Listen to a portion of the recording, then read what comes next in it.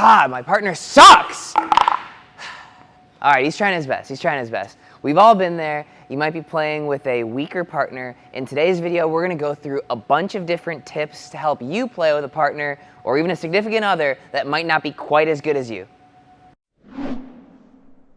The way that I see it, when you're playing with a weaker partner, you have two options. Option number one, you can just tank. You can pull a good old Nick Kyrgios and just lose pretty much on purpose and get out of there quickly, move on with your life. Option number two, you can figure out how to play with that weaker partner, and that's what we're going to focus on today. But we'll also give you some great tips for tanking. Here are 6 tips to help you with a weaker partner. 1, protect your partner.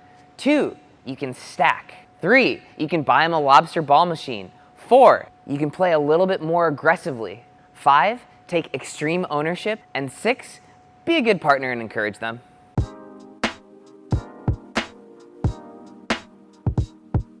One of the best ways to protect your partner is to keep the ball in front of yourself. If you dink in front of yourself, your opponents generally can't attack your partner quite as well because they would be attacking cross court. We all know if you attack cross court, your partner has more time to react.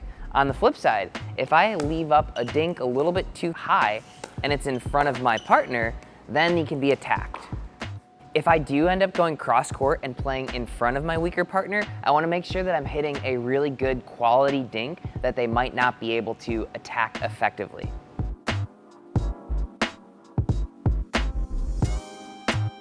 So the second way that you can protect your partner is by stacking, and you can do this in 2 ways. You can put your partner on a position that they are more comfortable with. Say maybe they prefer playing the left side or they're much more comfortable playing the right side. Put them in whatever situation they're most comfortable with. Second, you can play the position where you are able to play a little bit more court. A lot of times if you're playing with a weaker partner, you want to play the left-hand side so that you can take the majority of the court with your forehand. Generally, the player on the left or the odd side is going to be taking about 60% of the court. And if you're playing with a weaker partner, you want to be playing more of the court. One of the ways that we can accomplish this is by stacking and putting your forehand in the middle.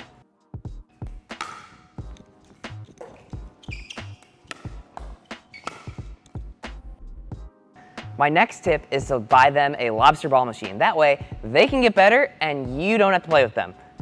This video is brought to you by Lobster Ball Machines. Partners like Lobster make it possible for me to make these videos, so please use the link in the description to check them out and use the code below to save money on your order.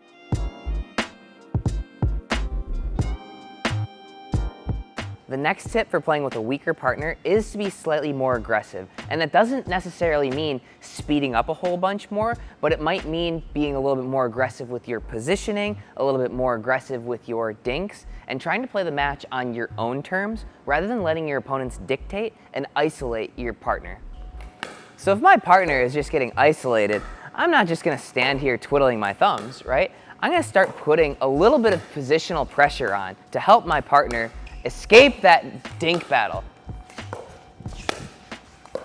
forcing them to come up with some different shots to try and beat us.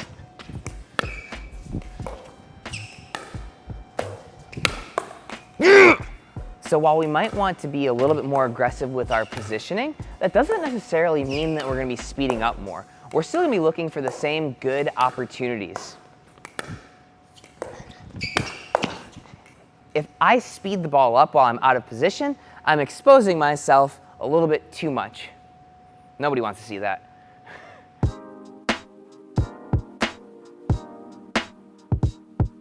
The last piece of advice is you can only control your effort and your attitude. That applies for both you and your partner. So if you are being a dick to your partner or being a jerk, that's not going to help them play any better. If your main objective is to win, you got to be nice to your partner. Be emotionally supportive, just like Murray. Look at him, emotionally supportive back there. Now for the fun part.